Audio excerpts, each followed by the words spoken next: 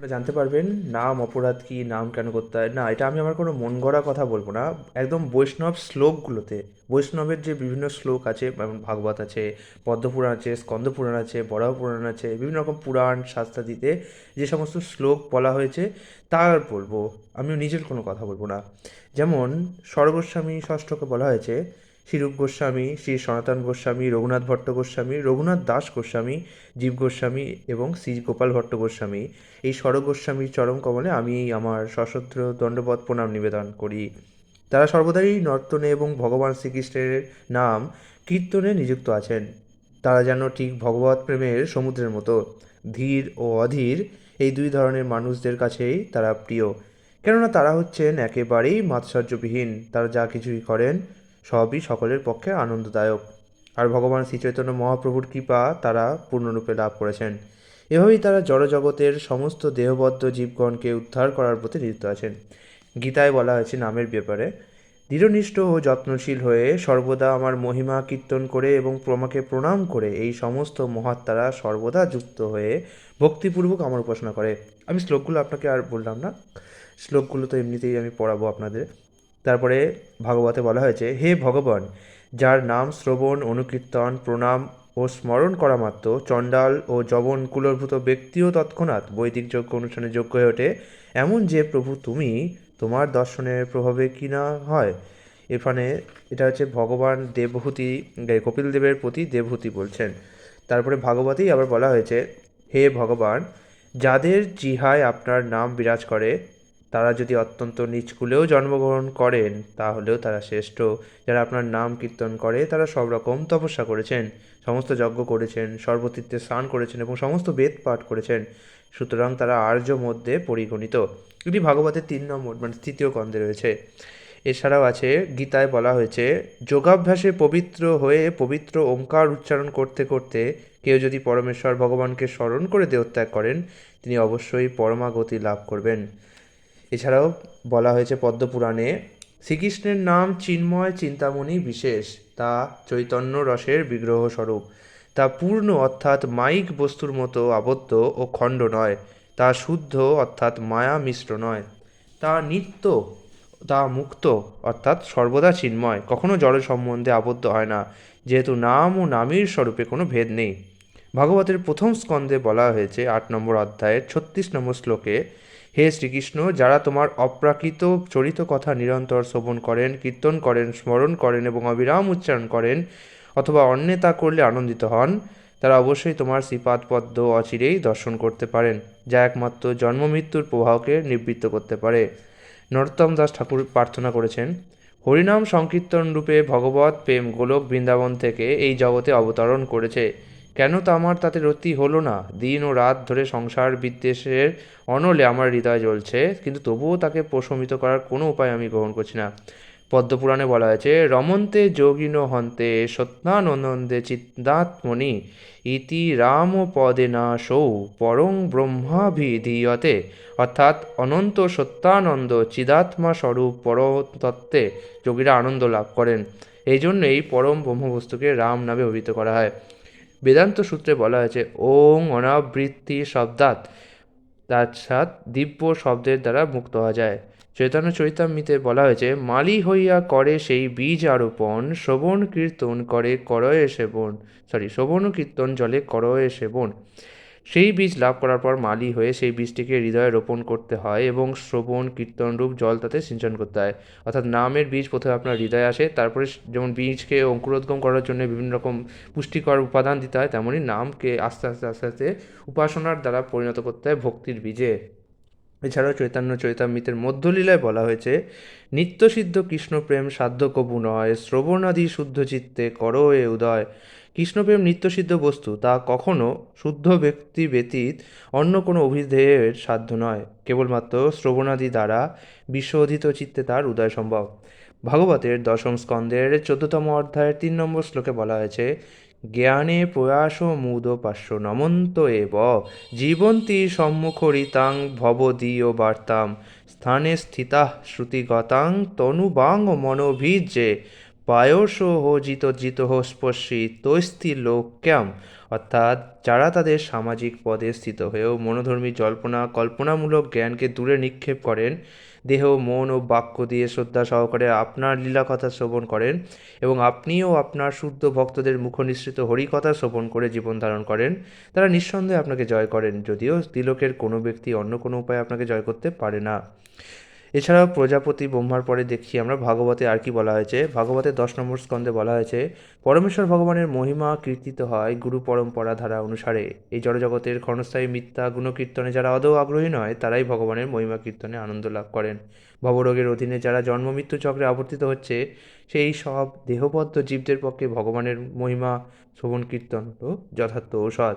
তাই পশুঘাতক বা আত্মঘাতী ছাড়া ভগবত কথা শ্রবণ কীর্তনে আর কেই বা বিরত হবে।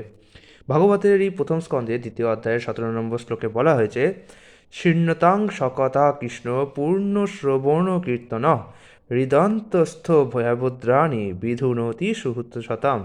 পরমেশ্বর ভগবান শ্রীকৃষ্ণ, যিনি পরমাত্মা রূপে সকলের হৃদয়ে বিরাজ করেন এবং যিনি হচ্ছেন সাধুদের সুহৃদ, তিনি তার পবিত্র কথা শ্রবণ ও কীর্তনের রতিযুক্ত ভক্তদের হৃদয়ে সমস্ত ভোগবাসনা বিনাশ করেন।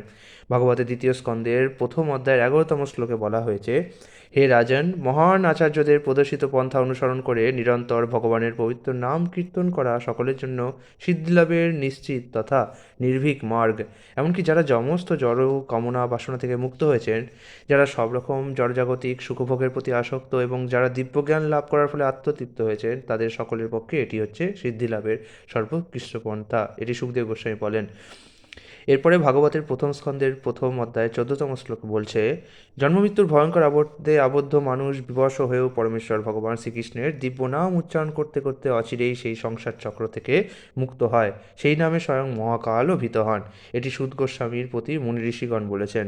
এছাড়াও কলি সন্তরণ উপনিষদ বলছে, হরে কৃষ্ণ কৃষ্ণ কৃষ্ণ হরে হরে, হরে রাম রাম রাম হরে হরে, ইতি ষোড়শকং নাম কলি কলমশ নাশনম নাথ পরতোরোপায় সর্ববেদে সুদৃশ্যতে। আপনারা জানতে চান না যে হরে কৃষ্ণ মহামন্ত্রটি কোন উপনিষদের অন্তর্গত? এখানে আপনারা উত্তর পেয়ে গেলেন, এটি কলি সন্তরণ উপনিষদের অন্তর্গত। হরে কৃষ্ণ মহামন্ত্রের এই 16টি নাম বিশেষত কলিযুগের পাপ নাশের জন্যই উদ্দিষ্ট। নিজেকে কলিযুগের কলস থেকে মুক্ত রাখতে হলে এই হরে কৃষ্ণ মহামন্ত্র কীর্তন ছাড়া আর কোনো উপায় নেই। যুগধর্ম হিসাবে হরে কৃষ্ণ মহামন্ত্র কীর্তন করার মতো অন্য কোনো মহান পন্থা সমস্ত বৈদিক শাস্ত্রে গ্রন্থে অনুসন্ধান করেও খুঁজে পাওয়া যায় না। এটি প্রজাপতি ব্রহ্মা বলেছেন। এছাড়াও ভক্তি বিনোদ ঠাকুর বলেছেন, এই সার কথা জেনে রাখা উচিত যে এই জীবন অনিত্য এবং বহু বিপদ ও দুঃখে পরিপূর্ণ। তাই যত্ন সহকারে হরিনামকে আশ্রয় করে কৃষ্ণ সেবায় নিযুক্ত থাকতে হবে। লোচন দাস ঠাকুর বলেছেন, যদি কৃষ্ণ ভাবনামিতে ভাবিত হতে চাও, তাহলে ইন্দ্রিয় তর্পণ ত্যাগ করতে হবে। হরিনামের রসে মগ্ন হয়ে মুখে শুধু হরি হরে কৃষ্ণ বলে কীর্তন জাপ করতে হবে। এছাড়াও তিনি বলেছেন, একবার মাত্র শুদ্ধভাবে হরিনাম করলে যত পাপ হরণ হয়, তত পাপ করার সাধ্য কোনো পাপীর নেই। এক হরি নামে যত পাপও হরে, পাপীর সাধ্য নাই তত পাপ করে। এছাড়াও বৃহৎ বিষ্ণু পুরাণে বলা হয়েছে, নাম্নহি যাবতী শক্তি পাপ নিহরণে হরে তাবত কর্তুং ন শক্নতি পাতকং পাতকি নরঃ। অর্থাৎ শুধুমাত্র হরিনাম কীর্তন বা জপ করার ফলে একজন পাতকী যত পাপ দূর করতে পারে, তত পাপ করার সামর্থ্যও তার নেই। ভাগবতের 6ষ্ঠ স্কন্ধের 3য় অধ্যায়ের 31তম শ্লোক বলছে, তস্মাৎ সংকীর্তনং বিষ্ণুর জগন্মঙ্গলং মহসাম মহতামপি কৌরব্য বিদ্ধকান্তি কনিষ্কিতম। অর্থাৎ হে কুরুরাজ, হরিনাম সংকীর্তন এমনকি মহাপাপের ফলকেও নির্মূল করতে পারে। তাই হরিনাম সংকীর্তনই হচ্ছে জগতের সবচেয়ে মঙ্গলময় অনুষ্ঠান। অনুগ্রহ করে তার হৃদয়ঙ্গম করুন, যাতে অন্যরাও তা নিষ্ঠা ভরে গ্রহণ করে। এটি সুখদেব গোস্বামী বলেছেন। শিক্ষাষ্টকে শ্রী চৈতন্য মহাপ্রভু কী বলেছে, চেতো দর্পণ মার্জনং ভব মহাদাবাগ্নি নির্বাপনং শ্রেয় কৈরব চন্দিকা বিতরং বিদ্যাবোধু জীবনম আনন্দাম্বু বর্ধনং প্রতিপদং পূর্ণামৃতাস্বাদনং সর্বাত্মস্নপনং পরং বিজয়াতে শ্রীকৃষ্ণ সংকীর্তনম। অর্থাৎ চিত্তরূপ দর্পণের মার্জনকারী, ভবরূপ মহাদাবাগ্নি নিবারণকারী, জীবের মঙ্গল রূপ কৈরব চন্দিকা বিতরণকারী, বিদ্যাবধূর জীবনস্বরূপ আনন্দ সমুদ্রের বর্ধনকারী, পদে পদে পূর্ণ অমৃত আস্বাদন স্বরূপ এবং সর্বস্বরূপে শীতলকারী শ্রী কৃষ্ণ সংকীর্তন বিশেষভাবে জয়যুক্ত হোক।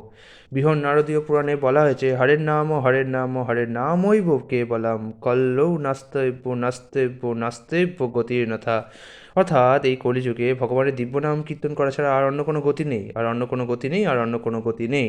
যখন সংস্কৃতে কোনো শ্লোকে একটা পদ বারবার আসে, তখন বুঝতে হবে যে তার উপর বিশেষ গুরুত্ব দেওয়া আছে। তাই নাস্তব্য নাস্তব্য নাস্তব্য এটা এমনি এমনি বলা যায় না। যেভাবে আমরা কোনো কথা বলার সময় কোনো কথাকে জোর দিয়ে বলি করতেই হবে করতেই হবে করতেই হবে, তেমনই এখানে এটিকে জোর দিয়ে বলা হয়েছে।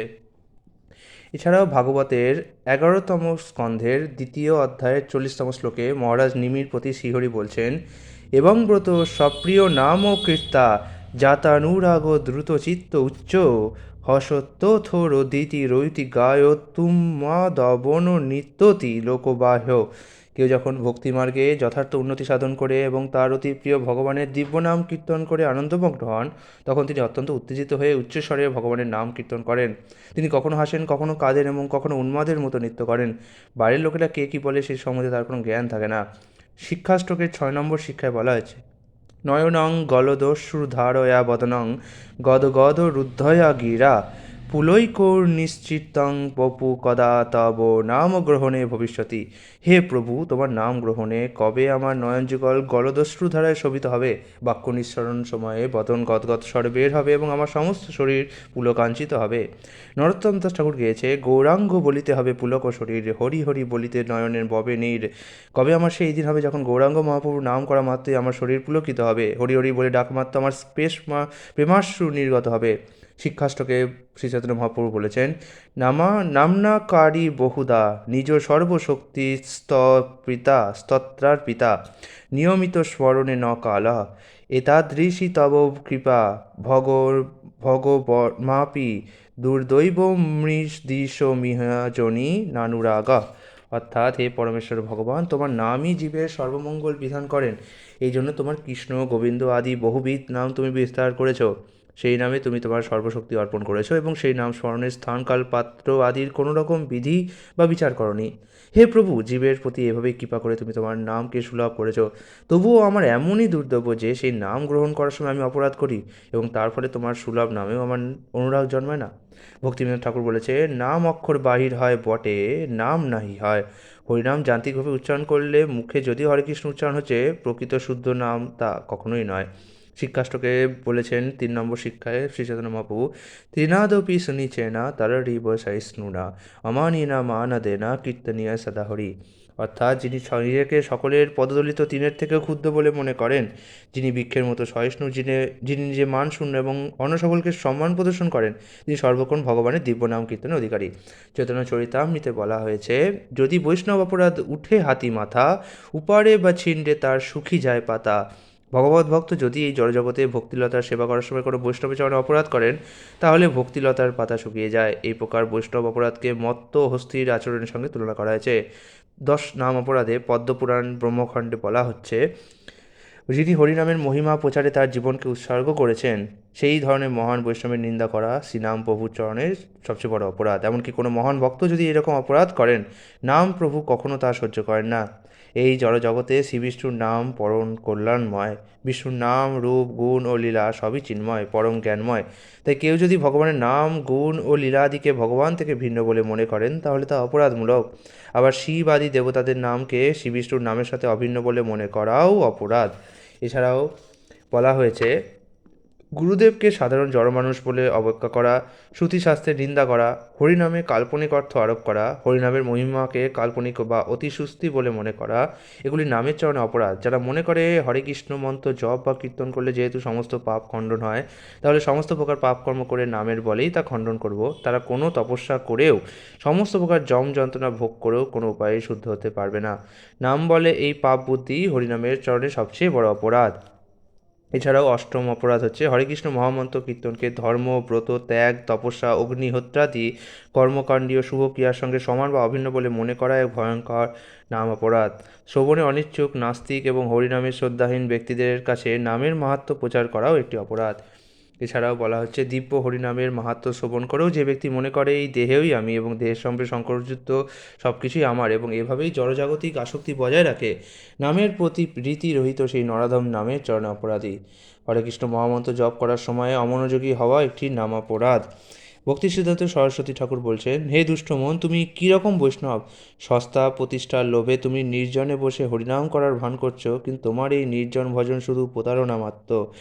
হরিনামের প্রতি যারা অপরাধ করে, যেটা পদ্মপুরাণে বলা হয়েছে, হরিনামের প্রতি যারা অপরাধ করে তাদেরও হরে কৃষ্ণ নাম জপের বিধান দেওয়া হয়েছে, কারণ তারা যদি জপ করে চলে ক্রমে ক্রমে তারা নিরপরাধে জপ করতে পারবে। শুরুতে যদিও বা অপরাধ হয়, তবুও পুনঃ পুনঃ জপের ফলে সেই সব অপরাধ থেকে মুক্ত হওয়া যায়। এছাড়াও পদ্মপুরাণে বলা হয়েছে, যে ব্যক্তি যথার্থ সম্প্রদায় বা গুরু পরম্পরা থেকে বিযুক্ত, সে যে মন্ত্রই জপ করুক না কেন তা নিষ্ফল বলে বিবেচিত হয়। এগুলি বিভিন্ন শাস্ত্র শ্রুতিতে নাম সম্পর্কে, নামের মহিমা, নাম অপরাধ কী, যা বৈষ্ণব শোভাবলী তা দেওয়া হয়েছে। আগামীকাল আপনাকে বৈষ্ণব আচার আচরণ সম্পর্কে শিক্ষা দেবো। হরে কৃষ্ণ।